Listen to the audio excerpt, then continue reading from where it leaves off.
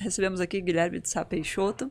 Ele comentou um pouquinho da carreira dele, começou pela Libra, não foi?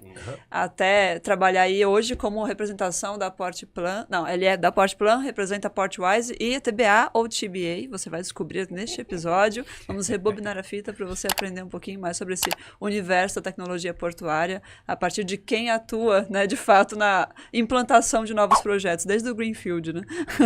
Exatamente. Fala, Marujo! Bem-vindo a bordo de mais um podcast, o podcast do canal Tecnologia Portuária. E hoje, né, como todo episódio, nós estamos aqui representando nossos queridos patrocinadores da T2S. Ricardo Pupo. Oi, Goiânia, tudo bem? Obrigada pela presença. Bom, é um prazer. E Rodrigo Salgado. Opa, um prazer Muito também. bem-vindo. E o nosso episódio de hoje conta com Guilherme de Sá Peixoto, da Portplan. Guilherme, muito obrigado pela tua presença hoje. É um prazer receber você no nosso estúdio. Finalmente Ilustre conseguimos. visita. Ilustríssima visita. Demoramos para marcar, mas conseguimos marcar.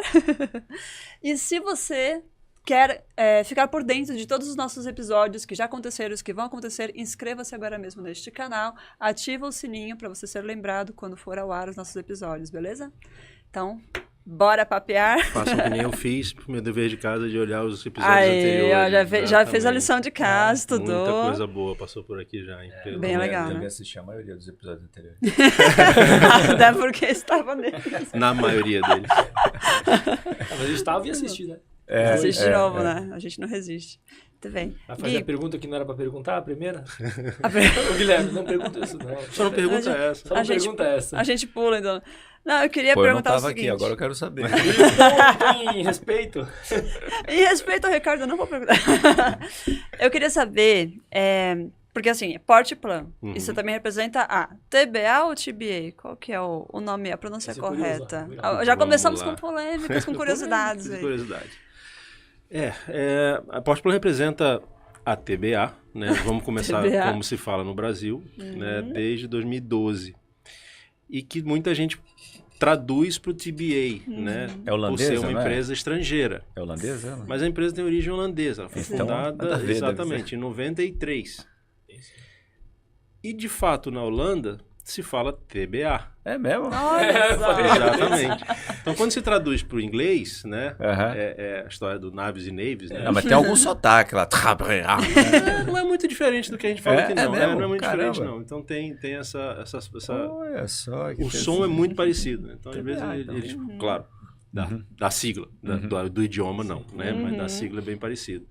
E sim, eles falam TBA. Falam né? TBA. Não sei se é por respeito à nossa Ao- presença lá também, mas é TBA. Mas sim, a Portplan é uma empresa nacional, né? Quer dizer, hoje a gente tem um escritório na Holanda, inclusive, para facilitar essa relação com as empresas. A gente faz um pouco de transferência de tecnologia em alguns aspectos. E desde 2012 que a gente tem esse contrato com a TBA, né, que passou por uma mudança agora esse ano, né, que quando surge a Portwise, né, que foi, na verdade, como eles chamavam, um carve-out do grupo da TBA, de uma nova empresa de consultoria, que a gente também é diretor regional para a América Latina. Então, Certo. essa mais ou menos a equação que a gente tem hoje, né, no mercado. E o Guilherme começou a trabalhar com isso quando? Guilherme Como que ou é o aconteceu? Peixoto? Menino, O pois é. O Guilherme, Depende o que de fase. Sá, o Peixoto, depende da fase da vida, tem um nome Depende diferente. da fase de trabalho, exatamente, é um pouco disso. A área portuária está na minha família, né? Então, meu pai é da área portuária, meu pai foi da Portobras, praticamente, meu pai foi antes da Portobras, na verdade, do DNPVN, que é o Departamento Nacional de Portos e Vias Navegáveis, que foi o órgão que antecedeu a Portobras. A Portobras foi a holding portuária pública do Brasil durante, né, muitos anos. E eu vivi desde quando eu nasci, que eu vivi isso. Inclusive, teve impacto grande na minha vida, porque eu mudei, né, muito de cidade em função dessa atividade. A gente é família do Rio, né? E eu, com 4 anos, fui morar em Natal, porque meu pai foi tocar o projeto do que hoje é o Terminal Salineiro, que agora, recentemente, foi concedido para a Intermarítima, da Bahia, né? E aí, passei minha infância em Natal, meu pai transferido para Brasília, né, terminou lá a atuação dele, meu pai foi diretor de operações, depois diretor-presidente do que era a Coderne, Companhia Docks do Estado do Rio Grande do Norte. Meu pai vem para Brasília e a gente estava com o plano, tudo certo, de ir para o Rio. mudam os planos, política é assim, né? Indicação, né? Ainda mais nessa época, de muita indicação de posição. Meu pai vem para ser diretor do Porto Santos, diretor da Codesp. Olha só. Que ano isso? 85 até 91, se não me falha a memória. Algo, porque ele se aposentou também nesse período final, né? E aí eu morei em Santos nessa época, né? Estudei no Santa Cecília, me adaptei à cidade aqui e depois aí fui para a faculdade, fui para São Paulo. Ainda, quer dizer, na época da faculdade ainda morava em Santos. E aí depois fui eu, né? Aí minha família mudou para São Paulo. Meu pai foi trabalhar em consultoria na área portuária também, e eu fui estudar o quê? Engenharia civil com ênfase em transportes, na FEI, que fica em São Bernardo. Morava ainda em Santos, subia e descia todo dia. Aí, minha família vai para São Paulo e tal. Primeiro estágio que eu arrumo, quer dizer, na verdade, segundo estágio que eu arrumo, onde que é? Santos. Volto para Santos.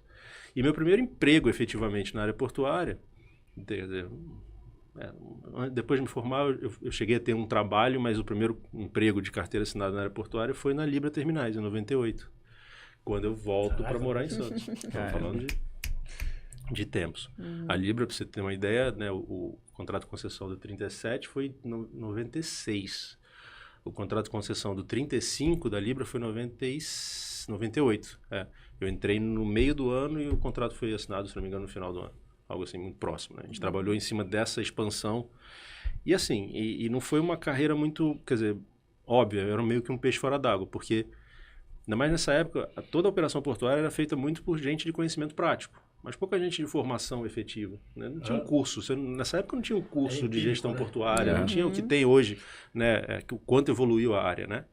E eu vinha de uma recém-formatura em engenharia civil, onde todos os meus colegas praticamente foram trabalhar com construção e eu fui trabalhar com tal de porto, né? O meu pessoal não entendia, porque virou estivador, você virou, né? Não. Mas entrou como engenheiro na Libra? Não. Qual era a função lá? Eu entrei, na verdade, na Cargolog. Cargolog era a empresa de transporte e logística da Libra. Eu entrei para um projeto específico, que acabei, essas coisas que acontecem, né? Eu entrei para um projeto que hoje é a Libra Porto Campinas, que era, né, em São Paulo. Nessa época também não tinha muitos cursos de logística. Eu lembro que as empresas de logística procuravam engenheiros, não é isso? Sim, é isso aí. É isso aí. Era bem no surgimento dessa formação específica. Não tinha exatamente essa formação específica. E aí eu fui contratado pelo Balal, né, que na época era o diretor-presidente da Libra, eu acho, do grupo, acho que era isso.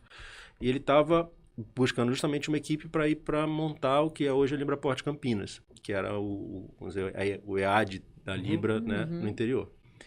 E aí, por conhecidos próximos, né, de um outro profissional, ele procurou esse profissional e falou assim, não, eu já não estou mais atrás desse tipo de desafio, mas eu vou te indicar, temos que botar sangue novo nesse negócio. E aí conversou comigo, deu certo e tal. Só que para Campinas eu fiz 2 análises.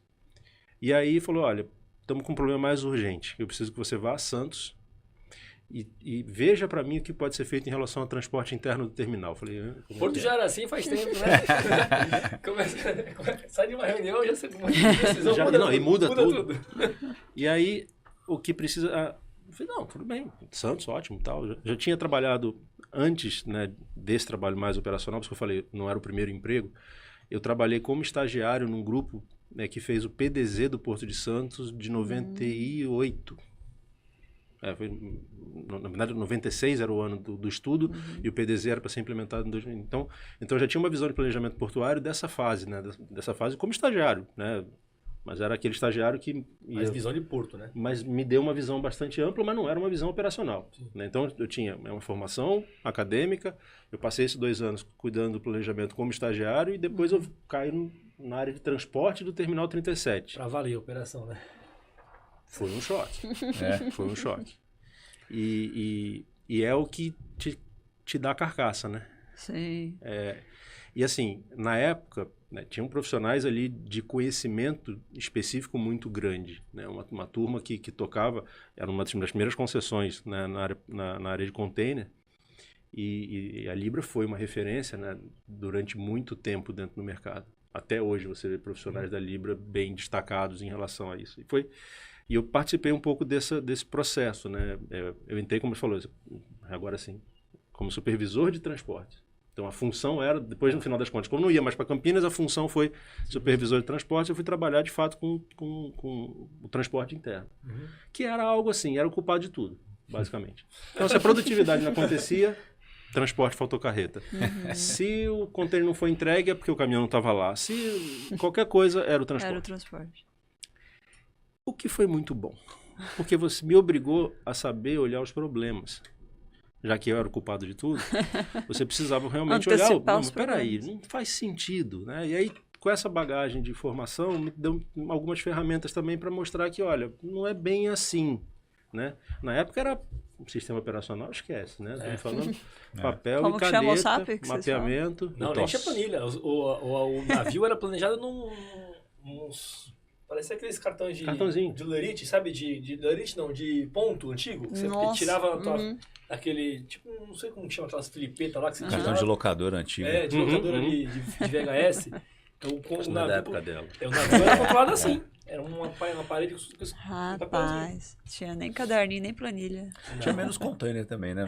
Sim, a produtividade era menor, né? Era mais chegaram os primeiros portainers, a gente estava lá. Chegaram os primeiros RTGs. Sim. Na época, quando eu comecei, não. Verdade seja dita, quando eu comecei já era. Mas um pouquinho antes não era nem 24 horas. Nossa! Eram 3 períodos. E aí você parava... Tinha um serviço, que se eu não me engano era para os Estados Unidos, que permitia operar 24 horas, mas em geral não era. Daí veio a mudança de 24/7 e tal, e toda essa dinâmica que hoje a gente conhece. Caramba, que louco. Nunca imaginei que um dia o Porto não trabalhou 24 horas. Em Santos, especificamente, né? Que é essa dinâmica toda. Pois é. Mas nos Estados Unidos eles fecham à noite. É. Nos Estados Unidos, os sindicatos todos não deixam de trabalhar de noite. Europa ainda tem também É proibitivo, né? Pode, mas você pagaria uma fortuna, então não vale. O custo é muito elevado. Em alguns casos, fim de semana também. Então. Em alguns lugares, Israel fecha no sábado.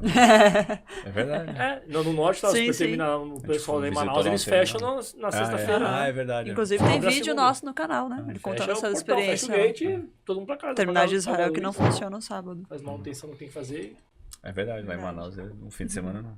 Tem uma racionalidade envolvida nisso também, né? Também você não precisa estar com terminal. Às vezes a gente ficava de madrugada lá para receber 2 caminhões sem navio, não faz muito sentido. Então você tem uma dinâmica que você precisa... Para otimizar custo. No final das contas... O volume aqui justifica. Né? Mas aí quanto mais ocupação, até porque mais... tudo é agendado, né? Era só não agendar os navios. Por exemplo, você fica com fim de semana ali. Hoje, né? Não, na época não existia agendamento de caminhão, por exemplo. Que foi um grande avanço, né? Para o desempenho você ter... Tem terminal que ainda não tem. Tem. E isso é um ponto, né? O quanto a gente ainda, tanto tempo passado, quanto a gente ainda tem práticas, né, sem evolução. Tem muita coisa pela frente. Culpa do transporte. Culpa do transporte. Agendou? Tudo culpa do transporte. E aí, nessa parte que você sofria como culpado do transporte, você ficou até quando? Então, eu fiquei 2 anos. 2 anos, aí em 2000 saiu, quer dizer, já estava antes, né? Já em desenvolvimento. 2000, o projeto da implantação do sistema operacional, do TOS. Uma oportunidade para vários. E era o Cosmos, né? O sistema era da Bélgica. E foi decidido, estava entre Naves e Cosmos, decidiu por Cosmos. Por ter mais flexibilidade, por uma série de razões e tal. Pô, tava nesse projeto aí? Entrei no projeto. Não estava, né? Eu não estava desde o início. Entrei no projeto quando ele veio mais para um viés mais operacional.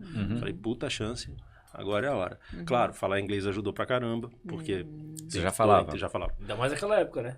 Nossa, hoje em dia os caras já... Hoje é difícil, imagina... Já estão panguando, imagina... Pois é. Exatamente.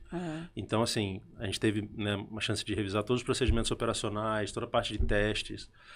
E eu, claro, tinha toda a equipe de TI envolvida, tinha um pessoal que já era da diretoria técnica, que era do Henry Robson, que cuidava disso, o Marcelo Patrício e o Hollander, né?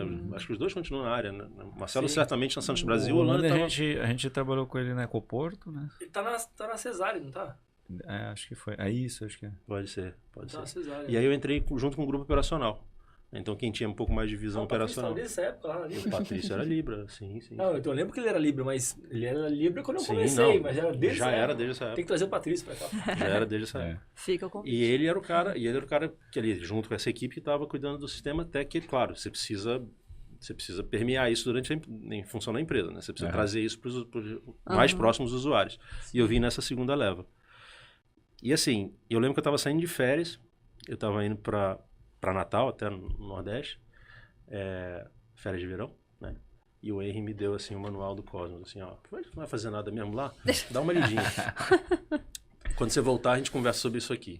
Falei, que legal. Aí, lição de casa para as férias. Aí dei uma olhada, assim, e tal, aí falei... Primeiro ele ficou meio relegado, assim, no segundo plano, depois eu peguei, dei uma lidinha e tal. Manual todo em inglês. Manual todo em inglês. Aí falei, caramba, primeira noite, assim, falei, pô, animal. Legal, Combinação, algoritmo, né? Custo, você conseguir atribuir custo por movimento, então com isso você vai priorizar a movimentação, né? O operador recebe a lista do movimento com base numa priorização já, então você consegue selecionar o que é mais importante para ele fazer. O planejamento de armazenagem. 2000. Isso 2000 para 2001. Aí... Ainda tinha o bug do 2000. Ainda tinha isso bug ainda. Bug do milênio. Bug do milênio. Entregando a idade. Aí, que era, pra quem não é dessa época, né? Os nossos seguidores, explica o que era o bug do milênio. Qual era o maior terror da tecnologia. Exatamente. Era uma lenda urbana. Não era lenda não. A questão não é. O fato que todo mundo se preparou, né? Todo mundo se preparou. Não, eram os 2 dígitos. Exato. Eram os 2 dígitos então, dia da semana. Que todo mundo se preparou e trocou o sistema. Não, porque assim, os sistemas eram... Um monte de sistema, o ano eram 2 dígitos. Uhum. E ninguém sabia direito o que ia acontecer. Porque definiram isso lá em 1950. Quando o computador fosse colocar as datas de novo para... Tinha o 01 do 01 do 00. Se ia ser o ano 2000 ou se ia ser o ano 1900. E aí ia cair em outro dia da semana. Nossa. E aí ia acontecer um monte de coisa. Ninguém ia saber. Isso é mal de século, né? Porque todos os formulários, até em papel, eram só 2 campos por ano. Né? Fim de 1900, todos, o papel era assim, né? Sim, o espacinho, né? Isso, o espacinho era pequenininho, era só para pôr os dois últimos. Né? E aí... O povo achava que ia acabar o mundo. Então, achavam que os aviões iam cair, que ia explodir tudo, caramba, porque em 1950 tinha limitação de memória, então optaram por usar só 2 dígitos por ano. E acharam, até lá alguém resolve isso aí, né? E aí, quando chegou poucos anos antes dos anos 2000, começou a ser, caramba, e agora? E o ano? Eu lembro perfeitamente, sistemas de aviação, os caras estavam se cagando de medo. Achando que os aviões iam cair. Não, porque, eu acho que ia voltar no tempo. Você tá numa quinta-feira, dia 31 de dezembro de 1999, aí no dia 1/1 de 1900 não sabe se o sistema ia travar, porque... A data... Perder a referência. O D, o para era antes do D, ia quebrar a referência, tem um monte de... ninguém sabia o que ia acontecer. E é um problema simples de falar e falar, caraca, como é que tu testa isso? Um negócio que foi feito lá no sistema dos anos 80, sistema dos anos 90. Como é que vai testar tudo isso para garantir que... Exatamente. Mas sobrevivemos, estamos aí. E a primeira reação foi essa, assim, falou, caramba, que ferramenta. Que possibilidades que isso traz. Né? O legal do software é que ele, de certa forma, ele ajuda a divulgar e definir processos. Né? E só coisas tinha... que ninguém sabia que podia ser feito, né? Porque nunca tinha... E quando implantou o TOS lá, já tinham outros sistemas ou ele era limpinho, o primeiro entra... Tinham sistemas internos, tinha algum apoio, alguma ferramenta de apoio, vamos chamar assim. Não tinha um sistema operacional integrado. Então ele era bonitinho, ele entrava, funcionava limpinho, sem pendurar nada nele. Não, é muito pouco. Essa era uma vantagem, de fato, da época, porque você trazia... o risco que existiu foi você querer trazer o comportamento do movimento manual para o sistema operacional. Então, isso a gente... deu bastante trabalho para adequar. Até hoje dá. Não é, não é que o sistema não tem que replicar aquilo que você faz. É igual a automação também. Você tem que fugir desse vício. É um vício, exatamente. Você tem que buscar a solução necessária para implementar aquilo. E há sempre, claro, não é uma mudança super, hiper radical, mas há uma necessidade de adequação. Eu lembro de uma das questões discutidas, essa não tinha como ser diferente. O Cosmos, como é um sistema europeu, ele vem com uma regra de alfândega, né, de liberação da carga. Né? E na Europa se trabalha com o conceito de que 100% da carga está liberada, exceto aquilo que o fiscal queira verificar. E aqui é exatamente o oposto. Exatamente o contrário. Então a gente precisou trabalhar em cima, por exemplo, da criação de uma rotina de liberação, mas isso funcionou super bem, assim. Mas tiveram outros desafios. Mas aí, antes da implantação, quando eu me dei conta da complexidade, vamos dizer, a primeira reação foi da oportunidade. A segunda reação foi da complexidade. Porque E infelizmente é o que a gente vê mais ou menos até hoje, assim, né? Você não chega nesse resultado de otimização operacional se você não tiver um pleno conhecimento do sistema. Sim. E aí, por mais que você tenha feito um treinamento de implantação, a qualificação do funcionário precisa ser dada 100% de atenção. Primeiro que você tem uma curva de aprendizado efetivo, ou seja, a tua performance vai começar pior. Sim. E você vai aprender a lidar com aquilo e vai tender a melhorar. Só que se você não continuar investindo na qualificação do profissional, a tendência é que isso faça isso ou até isso. Parece óbvio, né? Parece óbvio, né? Parece. O gráfico. Mas a gente vê muito até hoje, ainda assim. Até hoje, a gente vê vários casos de treinamento no começo, na compra. A equipe girou, um monte de gente que estava no começo nem está no final, senta para operar. Que é a natureza. E faz um treinamento só. É um só, teórico. E sem planejar isso, esse começo, essa curva, não só de aprendizado, mas essa curva de otimização da performance. Exatamente. E é a ferramenta que você usa. Então, a tendência que eu vi acontecer em vários lugares é o ser humano se adapta, né? Então, se isso aqui é um caminho mais difícil, mas mesmo que vai chegar num resultado melhor, mas peraí, eu faço isso aqui, dá quase no mesmo, então vamos por aqui, não vamos usar esse caminho, não. Sim. E aí as ferramentas começam a ser descartadas Fica furada, ou caindo de desuso. Sim. Infelizmente a gente viu, né, vocês também têm essa experiência, vocês sabem, né, dessa... Mas a ferramenta em si, as ferramentas desse sistema operacional em si, elas trazem um potencial para a otimização do terminal muito grande. E foi nisso que eu trabalhei nesse períodozinho ali. Né? E aí até chegar na Portplan... Bana, tem ainda capítulo. Ainda tem. Então ficou até o live, fez tudo lá? Foi tudo. Voltou, teve fallback. É mesmo? Caramba. Teve uma tempestade em Santos, alagou água no servidor, um negócio assim. Aí a decisão foi, não, segura, volta. Aí acho que na semana seguinte, demorou muito, 15 dias depois, uma coisa assim, aí foi pra valer. Voou lá e foi aquele inferno de sempre. Legal. Vocês estão mais acostumados que isso que eu, mas eu não tenho mais idade pra isso não. Assim, o que é traduzindo isso é o... Go live? É botar pra acontecer. Botar pra rodar. E o outro é retroceder. E o fallback foi, você... E aí não foi o que aconteceu. Mas o sistema rodou relativamente bem, mas assim... eu lembro que rodamos no fim de semana e tal, né, porque você tem um movimento menor, né, mais controlado. Daí a coisa começou tá indo bem, não perdeu container nenhum. Não tinha dispositivo móvel nenhum, né? Tinha controle, tinha coletor, né? Tinha os coletores. Tinha. Era da marca famosa, esqueci o nome agora. Honeywell. Zebra, acho que Zebra era, mas tinha um outro nome. Mas tinha os coletores da máquina, que eram grandão, assim, parecia um TK-85, sabe? Aquele computador antigo da América. Uns teclas, assim, grandonas. E tinha o coletor pessoal, que era um pouquinho melhorzinho. Legal, assim. pô. Então já era. O que não tinha era Wi-Fi, né? O coletor ele tinha aqui numa base e sincronizar. Isso, exatamente. Aí isso trazia algum delayzinho. Mas era bom. Lembro disso aí. Carregar as filas de trabalho, né? O sistema era a AS400, né? Puta, sistema robusto. Nunca travou aquele bicho, cara. Impressionante. Impressionante. Mas era feinho, né? A base do sistema era feia, o usuário usava uma ferramenta mais Windows, mais bonitinha, assim. Mas para planejamento, para acompanhamento da operação, sabe? Você conseguir ver o que o terminal está fazendo para as máquinas, aquilo era um avanço, avanço. Uma visão gigantesca, assim. Sim. É claro que tinha suas dificuldades, né? Sem citar nomes, mas a gente passou... A gente, numa dessa de implantação, falou, aí tem o F5, sei lá, F5 era refresh, não era F5, acho que era F7, eu acho. Aí tinha que fazer a operação para você vinha na tela, né? Então você... F7, aí você falava no rádio com o operador, né? Não, aperta F7, não, estou apertando. E a tela não muda. Teu corredor está funcionando? Sai da tela, volta. Volta, não. Aperta F7. Aí o Gibinha estava nessa também. Aí alguém foi lá e foi. Eu tô indo aí para ver o que está acontecendo. Aí subiu na máquina, o cara estava assim, ó, F7. F7. Na mesma. Pois é. Aí então assim, tem dessa, né? O cara nunca viu aquilo na vida. Na época, vamos lembrar o que era aquela época.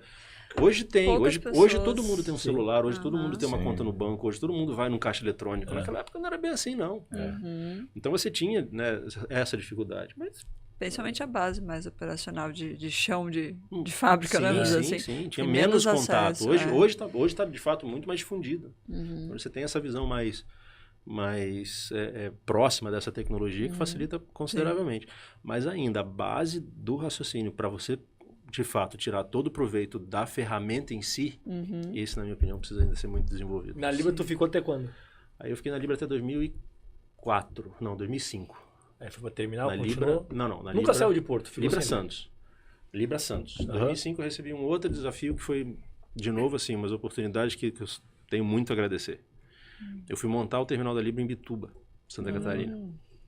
Então a Libra tinha um contrato operacional visando lá uma concessão que ainda não tinha saído. O Porto de Imbituba é um porto privado, né? Terminal de containers? Terminal de containers, sim. O que tá container em carga geral. O que está com a Santos Brasil? Sim, o que está com a Santos Brasil, exatamente. Era da Libra. Eu era Eu Libra. achava que era novo ali. Eu também. Acho que o Santos Brasil, tipo, construiu o terminal, não sei. Eu também pensei. A gente construiu uma parte. A Santos Brasil construiu o berço, botou o porteiro, mas a gente fez uma primeira parte. E a ideia era justamente entrar ali com um contrato operacional, né, que foi tratado ali com a Companhia Docas de Imbituba, e desenvolver, né, visando, quer dizer, aproveitar o momento enquanto se preparava uma licitação para um terminal de fato, uma concessão, que foi o que aconteceu. Aí você se mudou para lá? Eu fui morar em Santa Catarina, exatamente, fui morar em Imbituba. E aí montamos equipe, né? Aí veio, né? A Libra não estava sozinha nessa empreitada, teve, né, depois a gente entrou sozinho, depois a gente veio. Sai do Golaiva com Greenfield, né? E que Greenfield, cara. Porque lá não tinha um terminal de vazios. Não existia. O terminal de vazios tinha fechado, porque não tinha movimentação de container. Ai, caramba. O porto só... E assim, foi... o porto é um porto super pequeno, né? Até hoje é um porto relativamente pequeno. Mas tinha uma movimentação significativa de granéis. Não grãos agrícolas, até fez alguma coisa mais recentemente, agora está fazendo, mas na época não. Então tinha coque, tinha, né, tal. Então ninguém queria muito container ali naquela história, né? Tinha uma equação local que estava bem montada. A Libra veio, claro, todo mundo aplaudiu. É um cliente de peso que vem de Santos, né? Tem toda essa vai trazer o container. Imbituba teve um histórico, né, mais anterior de sucesso no container, quando teve uma disputa com o Rio Grande. Mas o grupo Libra tinha participação em armadura, essas coisas? Nesse momento já não mais, não. E ela... A origem do grupo do Libra era a Libra Navegação, né? Nesse momento já tinha separado, Libra Terminais já era uma coisa, a navegação já era outra, com a sua independência. Mas ela tinha alguma influência para levar linhas para lá? Olha... Não diferente de qualquer outro operador portuário já nesse momento. Então, mesmo desafio, né? Vou montar um terminal. O que a gente fez foi isso. A gente, né, nesse momento, a gente recebeu uma aliança estratégica de um operador chileno, da SAAN, que veio, né, com a gente para poder... Porque a SAAN tinha já em Itajaí operação de vazios, acho que só de vazios. Mas conhecia bem a região. Então a gente veio ali com uma estratégia, depois... houve uma outra sociedade com uma empresa de Curitiba, do Paraná, que chamava Standa, que depois derivou e juntou com a LL, né, alguma renegociação virou a Brado, mas nesse momento era a Standa. E a gente tinha 2 terminais, um de container e um de carga geral. Mas assim, aí é outra realidade. Sair de Santos e ir para uma operação dessa é um choque bastante grande, mas me trouxe uma outra visão também, porque aí você sai um pouco desse nível de operação e vai para um outro nível, negociação com o sindicato, comercial, trazer carga, foi o grande desafio, né? A gente montou um time ali para tentar trazer o Ricardo Spreusser, que hoje está na Maralto, era o diretor comercial. A gente montou um time, né, para tentar alavancar e sair desse momento. Itajaí era grande concorrência na época, não existia Itapoá, não existia Navegantes, né? E aí o projeto foi, né, de alguma forma, quando chegou a concessão, veio o Wilson Son, Santos Brasil e Libra. E aí já era um outro momento, talvez até por conhecer bastante da região, acabou que a Santos Brasil levou a concessão. E aí entregamos, né, o projeto passamos para Santos Brasil e ela tem seu histórico até hoje. Caramba, que diferente. Aí isso já é 2008. 2008? Eu fiquei de 5 a 8 lá. A concessão foi em 2008, se não me engano. 2008, volto para São Paulo. Aí, volto para Santos. A Libra ainda? Ainda Libra. E aí, assim, já eram 10 anos de empresa, né? Então, já tinha passado ali por alguma história, né? Uma maior parte positiva. Sim. E aí, recebo um convite, né? Para começar um trabalho de consultoria nesse momento. Tanto que a Portplan foi criada em 2008. Comecei a considerar a possibilidade e tal. Aí sempre me interessou muito o que acontecia lá fora, desde a época da implantação do sistema. Já tinha algum contato fora, não? Pouco. Tá. Não, pouco. Só o do pessoal básico que participou dos projetos contigo ali. Do pessoal da Cosmos, sim, do pessoal de armador, algum ou outro, mas não muito. Tá. Não muito. E aí, nessa oportunidade, surgiu uma chance de fazer, quer dizer, uma série de visitas em terminais de container na Europa. Organizei isso como, de fato, um projeto de transição. Né? Não foi bem um sabático, porque tinha um patrocínio. Mas serviu meio que como essa transição, né, do lado de cá de contratante para o lado de lá de contratado.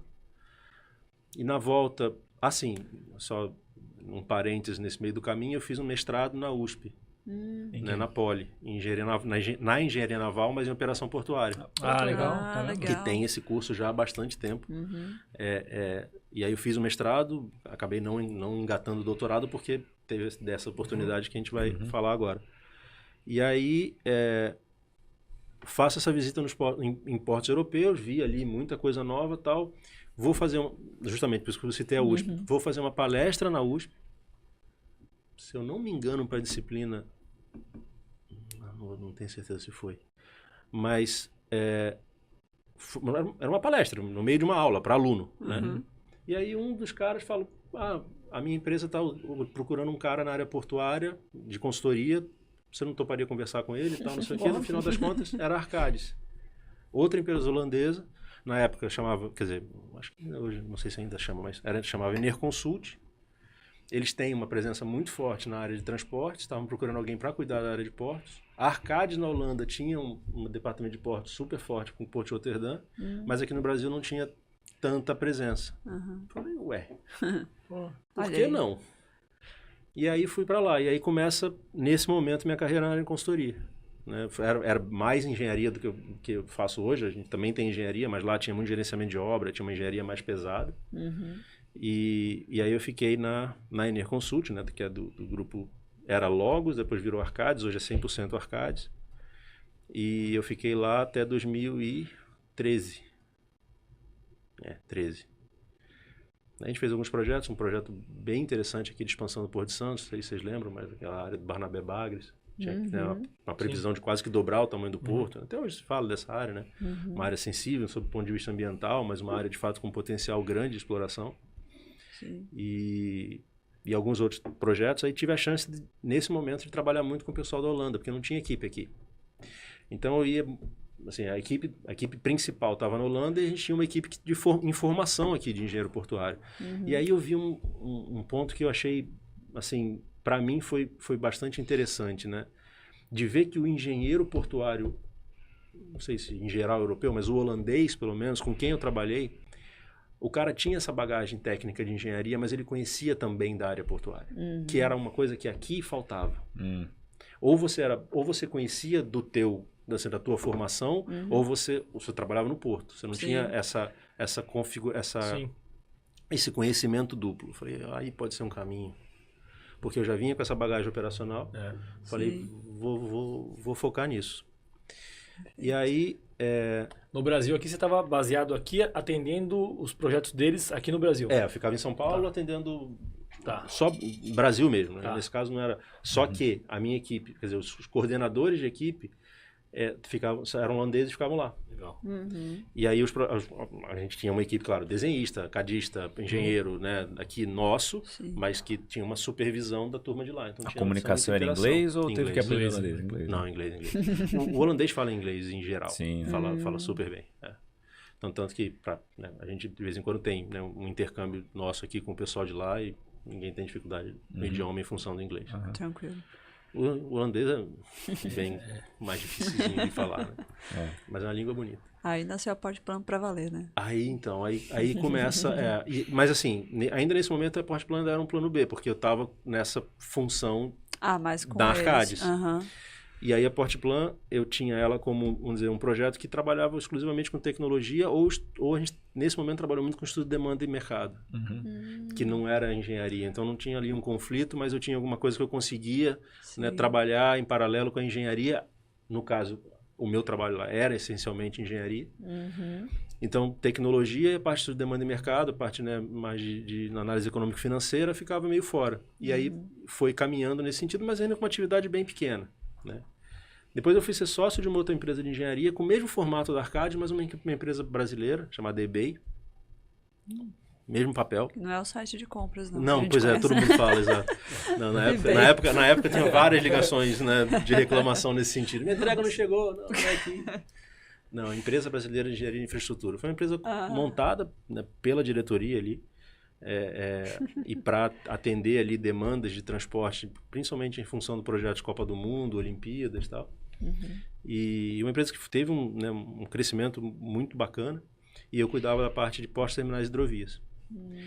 Aí, 2012, vem PLTS, Projeto de Expansão da Libra, aqui em Santos. Né? A gente Portplan foi contratado para avaliar a layout, qual a alternativa, melhor isso, melhor aquilo, como é que cresce, como é que não cresce. A Libra é sempre um terminal complicado, né? Não é um terminal convencional, onde era hoje, né? Hoje é a área de celulose, né? Que está sendo construída ali, o cluster de celulose. Sim.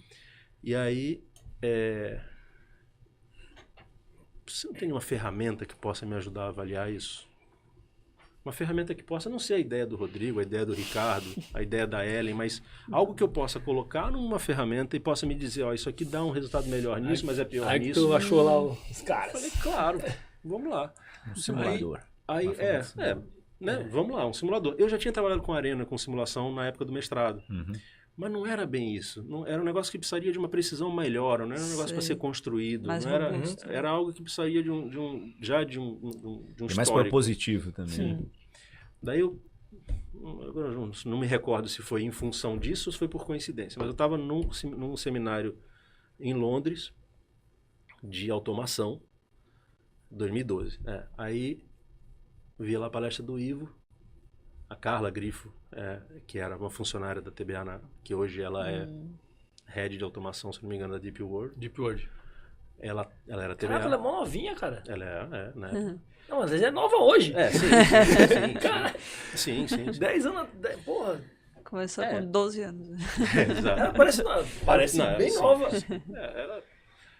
Ela deve... nova. É melhor. Não vou correr esse risco. É melhor. Não vou correr é melhor não tentar falar o número. Esse podcast passa em Dubai. É melhor não arriscar. Não, mas ela sempre foi muito competente ali e ela cuidava de América Latina. Porque, na verdade, ela nasceu no Panamá, falava espanhol e tal. Então, alguns projetos... Eu tinha feito um projeto no Wilson Sons, aqui em Rio Grande, de simulação. E aí conversei, falei, tal, tem um cliente que tal. Começou assim a conversa. Eu sei que assim, no segundo dia fui apresentado ao Ivo, você vai fazer alguma coisa hoje à noite? Eu falei, não, tem um jantar, tem um sushi aqui ótimo, vamos no sushi. vamos lá, expliquei a situação, o que era Portplan, o que era, né, onde é que eu trabalhava, onde é que eu atuava e tal. Cara, estamos precisando de um cara como você. E sem brincadeira, no dia seguinte chegou um contrato no meu e-mail. Nossa! A TBA tem, né, essa dinâmica muito próxima ali de uma empresa, né? E aí, desde então, a gente vem trabalhando junto e é muito... Hoje, eu saí da eBay em 2017, né, aí ficou 100% Portplan de fato. E hoje é muito complementar, porque a Portplan tem no escopo dela atuação em engenharia, em modelo econômico financeiro, análise de viabilidade, estudo de capacidade, e aí, nesse momento, eu trago layout, nesse momento eu trago simulação na TBA. Quer dizer, que hoje, legal. Portwise. E foi essa configuração. Alguns projetos com, alguns projetos sem. Né, mas... E tudo focado em Porto ou não? Vocês pegam outros projetos nada a ver com muito pouco. A gente tem algum projeto em hidrovia, mas em geral a movimentação de carga. Não é, A TBA chegou a fazer alguma coisa de simulação de aeroportos, mas a gente preza pela especialização. Então o foco de fato é a área portuária. Legal. E no porto é container ou não? Não. Aí a gente o peso é igual para todos? Eu acho que hoje o peso é igual. Legal. O portfólio da TBA tem muita carga do container em função da automação. Mas a gente tem trabalhado, ainda mais aqui no Brasil, trabalha muito com granel. Né? Então a gente tem assessorado renovação contratual, a parte técnica também, né, de dimensionamento de capacidades, a parte de projeto conceitual, master plan. A gente tem um mercado granel super forte. Legal. Super forte. E a Portwise entra como nessa... Então, aí, passado esse período, né, ano passado, um movimento de... Já vinha antes até, na verdade, a TBA Group, né, que a TBA comprou 2 empresas na Inglaterra, aumentou o seu portfólio, foi mais em direção a sistemas operacionais, e se aproximou do que seria, vamos dizer, a empresa-mãe, que é a Konecranes. A Konecranes é uma grande empresa de fornecedora, né, fabricante de equipamentos no mercado portuário, quer dizer, uma gigante, não só na área portuária, mas... A TBA tem relação com a Konecranes? Vamos lá. Não sabia. O que acontece é o seguinte, a TBA surgiu, essa história o Ivo saberia contar melhor, mas a TBA surgiu em 93 para fazer a implantação do primeiro AGV num terminal de container no mundo, que foi em Roterdã. 93? 93. Você vê, a gente fala de automação, né? Fala automação. 30 anos. 93. Em 96 foi implementado. Então, o que Sabe era... que é o AGV? AGV é o... Aquele... Automated. que anda sozinho. Isso, veículo que anda plataforma autônomo, que anda sozinho. Esse foi o primeiro projeto que deram na mão de 4 caras dentro da Universidade de Delft. Até onde eu sei, 3 deles, quer dizer, 4 caras, um já era um professor na época e 3 eram alunos, né, recém-formados. 2 deles seguiram, um deles saiu. E ela surgiu para a criação desse algoritmo, do algoritmo que... ela surgiu para a criação do algoritmo que ia operacionalizar o AGV. Só que precisa testar. E para testar, não dá para ser no terminal. Então eu preciso criar um ambiente virtual. Assim surgiu o modelo de simulação da TBA. Caramba. Nossa. Por isso que a gente passou da simulação para a emulação, de certa forma, com uma tranquilidade, porque a gente já tinha essa função. Vocês foram o primeiro cliente de vocês mesmos. Mais ou menos por aí. Você criou a ferramenta para você usar no aplicar em próprio outra projeto. coisa. E aí, não sei exatamente em que momento, realmente não sei, a Gottwald, que era o fabricante do AGV, falou, olha, se eu deixo essa turma que contém a minha inteligência no meu algoritmo, né, andar sozinha, isso pode cair em qualquer fabricante. E aí, claro, também provavelmente eles precisariam de um aporte para dar sequência no projeto. A Gottwald comprou uma parte da TBA. Só que a Gottwald tinha isso meio que como uma reserva. Ela nunca se preocupou em ter a TBA vinculada à marca Gottwald. E deixou sempre a empresa trabalhar com a maior autonomia. Anos depois, a Gottwald é vendida para uma americana chamada Terex, também gigante da área de movimentação. Foi meu cliente. Exatamente. Traz máquina para tudo. Exatamente. As peças. Exatamente. A Terex já era um pouco diferente. Companhia americana, grande corporação, já começou a botar uns procedimentos. E um pouco a TBA tem essa coisa, até que vocês têm também, né? Desse dinamismo de uma empresa que entende a necessidade de mercado, que vai lá e faz primeiro, pergunta depois. Resolve, né? Na Terex começou a não funcionar esse modelo, mas logo depois a Terex foi comprada. A Terex vendeu o departamento de material handling da parte de movimentação portuária para a Konecranes. Então, daí que vem a parcela da Konecranes. Só que a Konecranes, diferente, viu na TBA a possibilidade de trazer, de fato, uma ferramenta, principalmente a parte de automação e sistemas, de aumentar um bom serviço para eles. Né? Só que isso deixa a consultoria numa posição muito delicada, porque tanto a Portplan quanto hoje a Portwise, a gente não pode estar vinculado a uma marca só. A gente, de fato, é consultor que vai ter que olhar o trabalho independente da marca, independente do equipamento até, né? E você tem ali, né? Você tem uma Kalmar que é muito forte em straddle carrier, você tem uma Kunz, por exemplo, que tem uns equipamentos de porte um pouco diferentes. A gente não pode deixar de descartar isso como consultor. Né? Por isso, decidiu, então, no ano passado, da criação da Portwise. Então, a Portwise sai do grupo da Konecranes, a TBA continua existindo só com os softwares, só com os sistemas operacionais. E a Portwise virou a consultoria efetivamente. Né? Então, hoje eu tenho essa representação da Portwise, dos softwares da TBA, não mudou nada, e a Portplan atuando dessa forma. A estrutura está isenta, né? Tá mais independente. É bem mais independente. Yes. E nessa jornada toda, porque até agora a gente está bem sério, né? Mas com certeza deve ter tido algum perrengue, alguma história boa para contar. Começou. Tava demorando pra gente fazer a pergunta dessa. O que você tem de histórias boas para contar? Ou não tão boas, né? Mas hoje dá para dar risada. Antigamente... Passou por ela sobreviveu. Exato. Você não dormiu. Puta, Exatamente. Fora que alagou, que você tava falando que alagou. Não, essa do fallback lá foi crucial. Mas, tem muita história. Essa do F7 também, da implantação. É muita... principalmente, assim, para quem trabalhou de turno sabe o que eu estou falando. principalmente quando você está naquele turno da madrugada, onde não tem muita coisa para fazer, você inventa a onda, né? Então, tem alguns casos, assim, bom, sem querer entregar ninguém, mas teve um caso muito engraçado. Um monte de Fire olhou. Bloquearam vários. O Fire bloqueou um monte, ele passou uma. Bloquearam vários. Mas teve um caso, até não sei se deveria, mas tudo bem. O filtro. Porque a situação é grave. Eu tô vendo a ampulheta rodar ali, ó. Tô vendo a minha cabeça ali, ó. Teve uma ação, né, a gente sabe, infelizmente, que contrabando, né, tal, é um assunto muito sério, né?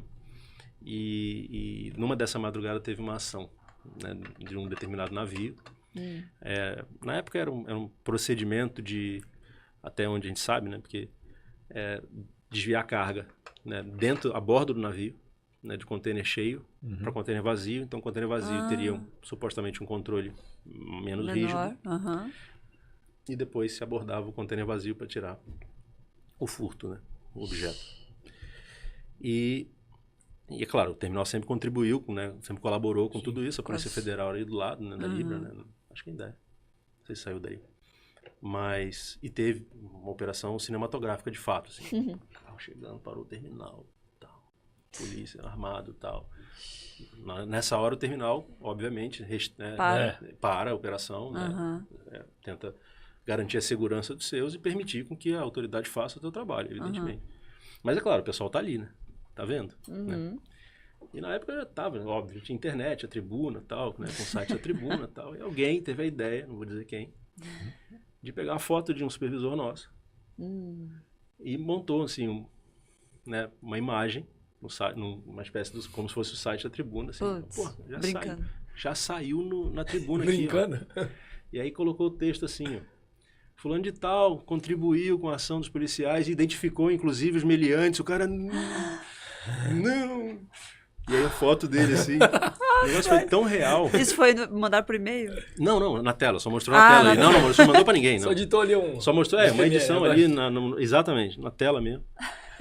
Mas a coisa foi tão bem feita que assim... G1. Mais ou menos isso. Já saiu no G1. A gente teve que dar um suporte pro rapaz. Falou assim, não, ele não acreditava que era mentira. Eu falei, mentira, tá aqui, ó, tira o negócio aqui, tira a edição. Não, apaga o backspace. Mostra ali.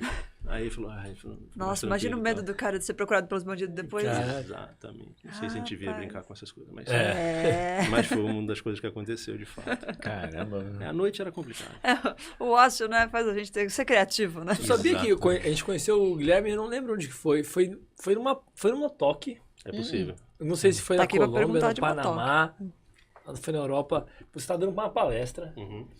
E o Guilherme fala bem pra caraca inglês, né? E tava lá falando, deu a palestra toda, e a gente nunca tinha visto. E Guilherme, né? Guilherme Peixoto. Guilherme Peixoto. O português é brasileiro, né? Deduziram que... Esse cara latim, mas pô, inglês a gente tem que pegar. Aí quando acabou a palestra, a gente foi falar contigo, a gente tava falando inglês. Aí você começou a perguntar, mas de onde você é? Ficou um tempão falando inglês até descobrir que ele era brasileiro. Perguntei, de onde você é? Eu sou do Brasil. Eu falei, porra, velho. Parece que a gente conheceu, eu não lembro. Foi num Chelsea, sim. Foi numa feira dessa, acho que foi Europa, acho que foi. Faz bastante tempo. E falando nessa feira onde vocês se conheceram, vocês foram agora recentemente. Se encontraram lá no Panamá. Mais uma edição, exatamente. Agora é moderador, ele domina o palco. É a primeira vez que eu tive... Quer dizer, no Chelsea já venho, né, principalmente na América. O Chelsea é um evento global, né? Então ele tem a edição Europa, a edição Américas, África e Ásia, né? O que significa? Vocês sabem de cabeça? Sigla? Terminal Operation Conference. Conference. Tá. A conferência dos Conferência operadores. dos operadores terminais. E aí ela tem sempre dois, quer dizer, tem a feira, né? Tem a conferência mais técnica, que eles chamam de Tech Talk, né? Já algumas edições que eles têm isso. Eles tinham uma conferência só para bulk, só para granel, acho que não tem mais. Tiraram agora virou supply chain, né? Aí, e tem o CSC, que é a conferência... Conference Supply Chain, Que legal. que é mais mais voltada para os armadores, para movimentação de carga, demanda e tal, sempre palestras muito, muito boas. E tem a parte mais técnica que eles deixam ali no Tech Talk, né? É científico também? Não. Menos, não. Não é apresentação de paper, de trabalhos, não. É mais... Eles tentam, eles até pedem, assim, a organização pede, né? Não traga nada muito comercial, nada de venda, mas traga um caso, traga né? Essa participação foi diferente das outras, até, porque um cancelamento de última hora me deu a chance de ser moderador num painel lá dentro da conferência. Estava falando... Tem o TLC Tech Talk, né, a parte técnica, tem a conferência que é o CSC, e tinha antes o painel de book, mas não tem mais. E a conferência, de fato, onde você tem um dia, um dia de demanda de mercado, de shipping, o dia de environment, o dia de selecionam assim, os assuntos mais por itens mais importantes, né, grupos mais importantes. E aí eu fiz o meu painel no Tech Talk, normalmente todo ano eu vou, e que falou sobre, quer dizer, o painel é selecionado por eles, né? Também tem isso, você tem que encaixar o teu argumento dentro de um painel que ele seleciona. Você vai falar um dia tal no caso, era descarbonização. Então, você tem que trabalhar em cima daquele painel e ver a apresentação você que desenvolve, mas o case você tem que encaixar no tema, né? Então no meu painel tinha lá a eletrificação dos RTGs, né? Que a Patrícia trouxe lá de Itapuá. Teve o caso, né, de uma possível mudança na fonte de energia, né, do hidrogênio em células de energia, que a Konecranes trouxe e tal. E o meu caso, eu falei um pouco de consultoria na parte de otimização. O que me chamou a atenção nesse ano foi a mudança do mote, assim, a mudança do argumento principal. Eu achei que nos últimos anos, recentemente, a gente só vinha falando em automação. Era muita automação. E esse ano eu achei que foi meio dividido entre descarbonização, ou seja, a transição energética. Exatamente, a transição energética, a automação ainda está lá, mas a transição energética ganhou uma importância considerável. E usaram, acho que eu percebi um link nesses assuntos que conduziram à eletrificação como o primeiro passo. Sim. Automação. Colocaram uma pauta antes da automação. Especialmente na América Latina, né? Esse é o ponto. Assim, a gente, é curioso esse negócio. A gente, com a Porsche, principalmente com a TBA, né, com a Porsche, não teve a oportunidade de trabalhar muito na América Latina. Muito não. Hoje, ainda 80% do mercado é Brasil, mas 20% é América Latina. E é curioso, que a mesma coisa que a gente fala aqui, né? De vez em quando a gente fala assim, isso é coisa para o europeu, né? Não me traz essa solução, não, isso funciona lá, né, em país desenvolvido. Em geral, a gente escuta isso. Não vem com essa solução de Brasil aqui não, porque aqui o negócio é menor, tal. Aqui tem que ser mais acanhado. Então, essas referências, elas são... A síndrome do vira-lata está nos dois lados. Está dos dois lados. A gente está de uma ponta, no caso, na outra do outro. Mas assim, no final das contas, é uma questão de viabilidade, né? Você ter a viabilidade, né, econômica, financeira e técnica da implantação daquela solução, né? Depende muito do horizonte que você está olhando. Sim. Mas eu vejo assim, a automação no turning back, não acho que seja um ponto onde você tenha, né, vai ser esse caminho. Sim, é daí para frente. Que eu sempre acreditei aqui é o que está acontecendo, na verdade, que é a automação dos processos, né? Não é que você vai, pum, né? Ctrl-C, Ctrl-V de um projeto de automação de um porto de 8 milhões de TEUs e Ctrl-C aqui, Ctrl-V aqui, não vai funcionar. Não é assim. Né? Mas os processos vão gradativamente sendo automatizados. Né? Exatamente. Deixa eu te perguntar um negócio. Lá na TOC, virou, dentro dessa pauta, surgiu um tópico que era, isso é muito caro para a América Latina. Né? Então, a América Latina precisa encontrar formas mais baratas de fazer essas coisas. E especialmente por causa do custo de tributação mesmo. Sim. Aqui você paga o dobro, você gasta o dobro do que um terminal europeu, terminal americano. E a gente não tem essa tecnologia nacional à disposição, né, brigando. Então, quer dizer, você não consegue encontrar no mercado nacional e para trazer do exterior você gasta muito com tributação. Câmbio e tributo, né? Câmbio e tributo. A gente está numa combinação nesse momento muito complicada. Terrível, porque o câmbio nos últimos anos disparou, né? O dinheiro vale pouco e ainda tem que pagar o dobro. E aí você tem que pagar os impostos. Exatamente. E assim, fora que o serviço sai mais caro, porque tem que trazer o pessoal de fora para fazer, né? Enfim, mas esses dois problemas aí, o câmbio e a tributação excessiva. Um dos problemas, o governo tentou resolver durante o período com o reporto. O reporto realmente trazia um benefício que... Ele realmente era significativo, que ele ajudava? Você está sempre envolvido com isso, com simulações, emulações. Eu acredito que você faça muito serviço de consultoria para um terminal saber se é viável economicamente ou não a implantação. Né? E realmente o reporto traz algo significativo, um benefício? Sim, inegavelmente. Aduaneiro especial, né? Exato. O reporto ele traz a isenção, né? A suspensão dos impostos que incidem em determinado bem, né? Então, e no caso, assim, tem, de certa forma, proteção à indústria nacional, porque você não pode ter o similar nacional, e ele, né, elimina a necessidade, a incidência dos impostos, basicamente é quase que o dobro do preço de compra. Né? Então, tem, de fato, uma relevância muito grande quando você fala em investimento, porque, claro, depois da pandemia, tudo deu uma descontrolada. Sim. Então, o preço em si subiu em euro, subiu em dólar. Além disso, o nosso câmbio desvalorizou. Então a gente perdeu 2 vezes, e aí seguindo os impostos. Então, assim, é muito dura a vida de quem precisa trazer tecnologia, de fato, né? E a viabilidade, e aí você traz a tua pergunta, assim, ela na despesa, no custo operacional, né, na despesa que você vai despender, ela impacta muito. E você olha também em questão de escala. A gente também não está movimentando, a gente ainda não movimenta um volume significativo tão grande que gere escala para você ter esse retorno. Mais que isso, o custo de dinheiro no Brasil é super alto. Então você tem uma taxa de juros alta com um custo de oportunidade de financiamento que não é atrativo comparado aos padrões mundiais. Então, assim, todas essas condições, elas dificultam muito quem quer investir em tecnologia, em quem quer de fato trazer, porque eles custam mais, eles são mais caros. Né? Então, tem esse ponto aí também dos juros, né? Para você alavancar o investimento que você... Além do tributo, além do câmbio, ainda tem... Mas eu acho que tem muitos... Mas o mais pesado seria a tributação? É o que mais pesa ou não? Os outros fatores? Não dá para destacar um desses fatores, porque, de fato, todos eles têm um peso considerável, sabe? Agora, com essa combinação, né, se você perde um deles, faz uma diferença muito grande. E o pior é que o governo já anunciou que não renova o reporto para 2024, porque é uma medida provisória, né? E eles querem fazer um projeto de lei. Que acho que é até correto, mas não vai ser um projeto de lei em 2 meses, né? Ou seja, tempo que leva isso. Né? Isso é terrível para quem está planejando fazer alguma coisa, porque você fica vendido, você não sabe o que vai acontecer, né? Dificilmente o governo consegue fazer um projeto de lei e aprovar ele em 2 meses. Então, como ele anunciou que não vai renovar a MP, vai ficar um tempão aí sem reporto. Que foi o que já aconteceu antes, né?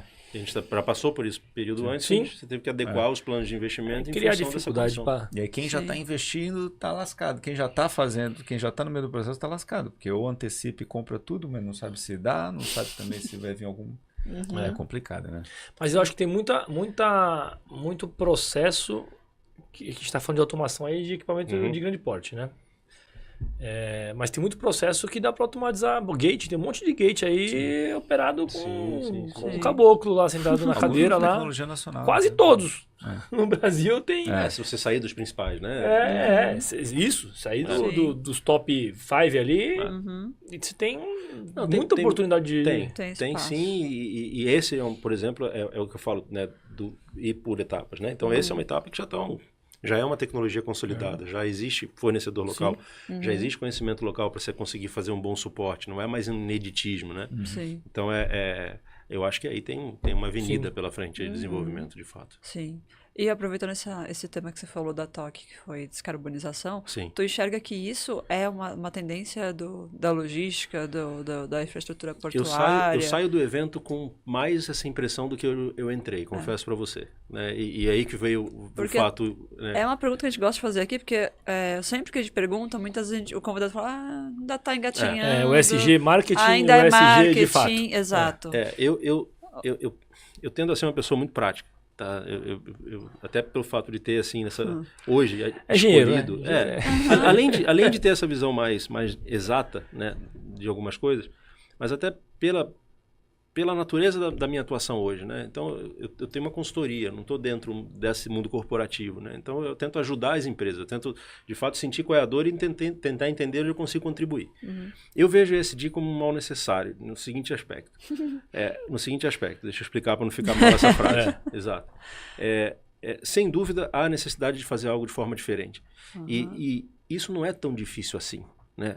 Veja bem, nesse segmento, a nossa, não vou falar errado, mas a nossa geração de energia, não é matriz energética, mas a geração de energia no Brasil, 80% quase é gerada de fonte renovável.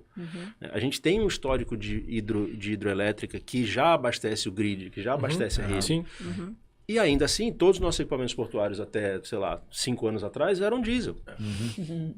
Então, não faz sentido, né? Sim. Existe um caminho para melhorar, né? Então, nesse aspecto, sob um ponto de vista mais pragmático, eu acho que sim, faz sentido. Independente da polêmica, é claro que é sempre melhor. Né? É melhor. É melhor porque o ar fica melhor para respirar. Não, por isso que eu falo, é necessário. Sim, é necessário. Né? Agora, a forma com que algumas empresas fazem, né? Então o greenwashing da coisa, né? Esse que começa, você percebe ali e fala, veja bem, essa conta não está fechando. Mas eu saí convencido de que tem muito para ser feito e muita coisa boa para ser trilhada nesse caminho. Você vê, a geração de hidrogênio, por exemplo, a América Latina tem um campo enorme para isso. Né? Já começa alguns pilotos lá no Ceará, lá no Nordeste, utilizando eólica. Você tem a própria USP começando agora um projeto que transforma o etanol da cana-de-açúcar no hidrogênio green. Então, né, você faz um aproveitamento de melhor eficiência daquilo que você extrai. O próprio Proálcool, um plano que já existia há tanto tempo no Brasil, né? Claro, precisou passar por melhorias, mas já é uma realidade mais próxima. Ou seja, eu acredito assim, que de forma prática tem muito que ser feito. Agora, tem um downside no negócio. Né? Os combustíveis que não têm carbono, isso foi a chance de eu aprender isso sendo moderador do outro painel, eles têm um risco no transporte significativo maior, né? Então, do que o combustível com carbono. Então, quando você transporta o petróleo, ou o óleo, ou a gasolina, ou o diesel, né, que já existe uma infraestrutura toda preparada para isso, tanto em relação a navios, terminais, etc., que já existe esse controle de segurança. O hidrogênio, na forma que ele precisa ser transformado, ele é altamente perigoso. As explosões são catastróficas e o risco é muito elevado. Então, precisa se investir nisso, precisa achar qual é uma solução para isso. Né? Que tem muita gente pensando, tem muita gente trabalhando nesse sentido. Mas, sem dúvida, é um novo campo que se abre. Acho que isso é interessante. Oportunidades tanto em empresas de trabalhar nessa conversão, nessa transição, a eletrificação dos equipamentos, né, para aproveitar esse grid. E você acha que a questão das baterias, eu acho que é uma questão também sensível. A ser explorada, né? Porque já existe, né, a gente começa a perceber, agora se você vê em São Paulo, a quantidade de carro chinês que está aparecendo, com uma qualidade até bem superior do que a gente estava acostumado a ver, mas com carros elétricos com preços mais acessíveis, né? Acessíveis, então você consegue, né, ver que isso está acontecendo. Né? Agora, quanto tempo vai durar essa bateria? Aquela história, como descarta? Como descarta? Igual o exemplo da Fórmula, comentaram também acho que é da Tesla mesmo, que eles tinham uma estação de reabastecimento rápido, com bateria, que é promovendo a energia limpa e tal, só que a estação era abastecida com eletricidade gerada num gerador a diesel. Né? Parte dela. Você vai ver, né? Então, tem... Você gerar energia elétrica no carvão e falar, tá tudo elétrico aqui. Pô, mas... Exatamente. Com base no quê, né? Mas tem só um outro campo, quer dizer, também é importante ser explorado, mas eu acho que aí também tem que se encontrar um equilíbrio, né? Mas então, o net zero carbon, né? Então você ir contra a emissão do carbono, né? Então, recentemente, por exemplo, o Swap saiu com um certificado, acho que o Rio também tem o certificado, da compensação, né? Mas isso não, na minha opinião, isso não é o suficiente. Não dá para parar por aí. Não é porque você está conseguindo compensar num outro lugar que você vai continuar com o seu caminhão a diesel poluindo. Né? Então, há necessidade desse equilíbrio também. Swap, eu tive lá mês passado, eles também estão desenvolvendo uma área grande para pesquisa de hidrogênio. Bem legal, de hidrogênio verde. O Nordeste tem tudo para... Seja por origem solar, seja por origem eólica. O Brasil tem, nesse ponto, se a gente souber explorar direitinho, a gente tem bastante vantagem, né? Eu acho que a gente já sabe, a gente sabe explorar. Demorou para começar a exploração, mas a gente explorar a gente sabe. Energia... O histórico nosso é de renovável, né? Eu acho que agora surgem novas tecnologias. A eficiência da geração de energia solar, por exemplo, tem aumentado muito. Aparece, de fato, como uma alternativa. Né? Agora, provocando o Porto. Vamos lá. A gente começou lá no Panamá sobre a indústria portuária em comparação com outras indústrias. Né? Financeira, saúde. São indústrias... A gente não está inserido, a gente não está necessariamente inserido nelas, mas... o contato que a gente tem com o pessoal que está, que elas são bem mais dinâmicas, a gente vê elas reagindo bem mais rapidamente a tecnologias, a investimentos e tal. E aí, juntando aí com o assunto do toque, a gente já acompanha o toque, a feira aí, os assuntos que estão em pauta globalmente nessa indústria, no setor portuário, há um tempo, e já vi em discussão várias edições falando de padronização, que até hoje não tem o TIC 4.0, tá, estão se juntando, mas tá, pô, esse negócio é um negócio que não precisa tanto tempo assim. Quem quer fazer, não deveria. Quem quer fazer faz rápido. Não deveria. Já juntou lá a maioria dos players lá, por que não saiu ainda o negócio, né? E aí o assunto já baixou a bola. Automação, aí começou isso, porque precisava automatizar, aí os assuntos vão nascendo como grande evidência e vão morrendo. Nessa edição já murchou a automação e está agora a energia verde, SG, eletrificação e tal. Mas não sente que não sei, é mais moroso? Eu acho que é curioso, porque na minha visão, a gente nunca passou por um momento onde as coisas estão tendendo a mudar tão rápido. Isso não significa que as implementações serão efetivas. As coisas mudam rápidas. Sim. Então, o que você está dizendo é o seguinte, há 3 anos atrás no TLC, 3, 4 anos atrás no TLC, só se falava de blockchain, inteligência artificial, internet das coisas. Toda a palestra trazia isso. Que vai revolucionar e o 5G. Só promessa. Esse todo, até repetitivo nos painéis. Né? O que efetivamente saiu? O que efetivamente foi implementado? Né? Hoje você vê, eu estou começando a me interessar um pouco mais, confesso. O blockchain morreu, né? Não, pois é. Era um exemplo no caso. Não, no morreu caso nem morreu, não tem mais. Trade Lanes. O projeto já era. Trade Lanes. Derrou. Não, para portuário. Era o único que era aplicado. Era o único que era aplicado. Mas indiretamente acaba sendo usado em criptomoedas. Exato, mas eu estou falando do setor portuário. Essa foi a provocação. Isso. Né? Eu acho que os setores eles conseguem implementar algumas coisas mais, de fato, de forma mais dinâmica. E isso preocupa, porque isso não é dizer que é a gente aqui, né? Ele está falando global. Uma vez eu vi uma palestra de um debate, na verdade, sobre o que efetivamente, no começo, 2014, no começo do aumento do tamanho dos navios, isso de fato é uma mudança significativa, né? O tamanho de navio, a capacidade do navio de container aumentou consideravelmente. Então, a gente hoje vive uma realidade que antes a gente falava nunca vai chegar aqui, chegou. Né? Isso de fato aconteceu. E aí, a disputa era exatamente o seguinte, beleza, meu navio aumentou, agora está com uma consignação maior, eu preciso de equipamento maior, o que o terminal mudou na forma de operar?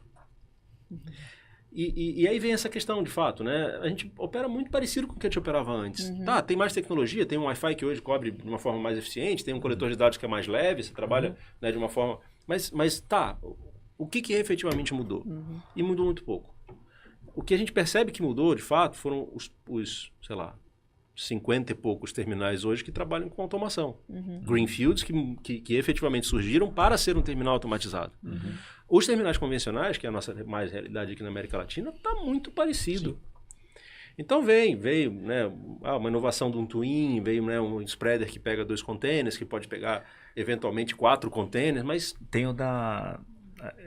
conceitualmente é bem diferente a operação, o da Deep World, o Box, eu esqueci o nome. Mas é um protótipo. Aí começa, exatamente. Aí começa... Mas pelo menos é uma iniciativa. Isso. Se vê, né? E assim, eu participei mais tempo atrás, quando eu estava na Arcades até, de uma avaliação de um terminal que pretendia ser um novo modelo operacional. Então, era uma Dársena, é aquele berço que é para dentro. Então, o navio atraca como se fosse numa garagem, vamos colocar assim. Né? E isso era em Amsterdã. Pega dos dois lados. E o portainer entrava dos dois lados. Olha que legal. Então, você tinha a chance de operar o navio abordando dos dois lados. Sim. Foi o único no mundo. Mas trouxe uma eficiência? No final das contas, era uma bruta taxa de descarga ou de embarque de navio que o terminal não conseguia acompanhar. Muda o gargalo de lugar, né? Por quê? Porque no terminal operava igual, sempre operou. Né? O equipamento, seja ele qual for, vai lá, pega o container, caminhãozinho embaixo, caminhão no container, caminhão não sei o quê.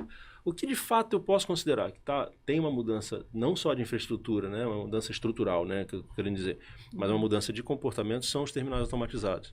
Porque quando você analisa um layout de um terminal convencional e analisa um terminal feito para automação, você percebe que a primeira coisa que ele faz é acabar com as ruas. Sim. Então na verdade, o que tem ali é um adensamento, ou seja, o container próximo do outro, né, que permite com que você tenha maior eficiência na transferência do caminhão para o pátio, do pátio para a área do cais, para o costado. Quando você trabalha num terminal convencional, você tem as ruas no meio, então você tem essa ingerência ali, esse conflito entre um caminhão interno e um caminhão externo, né, você tem a manobra que ele precisa posicionar embaixo, que sempre toma um tempo, então isso aumenta as ineficiências. Então isso eu poderia te dizer, há uma mudança significativa. Agora, quem tem acesso a essa tecnologia, voltando para o teu ponto, né? Europa, a que custo tem? Exatamente. A que custo existe isso? Então, se a gente... E com restrições, né? Porque carga refrigerada, por exemplo... Não, tem soluções, já tem soluções. Um corredor, você tem um túnel. Tem algumas soluções, mas sim, tem que tratar como exceção, porque, de fato, tem a sua particularidade, você precisa de alguém entrar ali, né? Então, tem esse aspecto. Mas assim, a gente aqui, olhando a nossa realidade, a gente tem essa dificuldade, né? A gente precisa avançar em cima de todos esses pontos que você falou e claro, né? E aí tem a questão da viabilidade da implantação. Sim. Agora, tem muito que ser feito, de novo, né? Não é dizer que os terminais convencionais não podem entregar boa performance, muito pelo contrário, a gente tem uma performance comparada. Se olhar evoluiu bastante. Pô, se você olhar uma performance de uma BTP, de uma Santos Brasil, não deixa nada a desejar, mesmo trabalhando no convencional ali, né? Sim. Mas tem uma entrega super boa. Aí, de fato, a mão de obra faz a diferença. Né? A gente tem uma mão de obra muito qualificada. E não é só isso, né? O trabalhador portuário trabalha, em geral, né? Principalmente quando trabalha num terminal desse, com orgulho. Sim. Ele tem essa questão de vestir a camisa, né? Eu lembro que quando eu comecei aqui em Santos, né? Quando eu entrei na Cargolog, o pessoal ali da operação ia pro Gonzaga com a camisa da empresa. Uma polo azul marinho, assim, com um símbolo. Aquilo era orgulho dos caras. Orgulho. Senso de pertencimento. Tinha muito isso, muito forte. Então, eu acho isso, assim, Europa, por exemplo, não existe. Os Estados Unidos tem uma pressão forte de um sindicato ali que ainda tem uma condição que nem sempre traz uma melhor produção, mas eles também estão investindo em tecnologia de uma outra forma que a gente.